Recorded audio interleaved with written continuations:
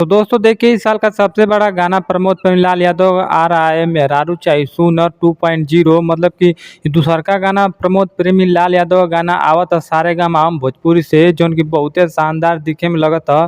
काहे से की कर देख बात हालिए एगो टीजर आइल हल, जेमे देखला के बाद वीडियो देखला के बाद बहुत शानदार शूटिंग लगत है। में प्रमोद प्रेमीलाल यादव जैसे कि शंकर भगवान के गंगा जल मतलब भर के ले जाना, और देख सकत हवा कितना बढ़िया एकदम लोकेशन में शूटिंग दियल गईल ह। अच्छा खासा फीलिंग भी आवत ह।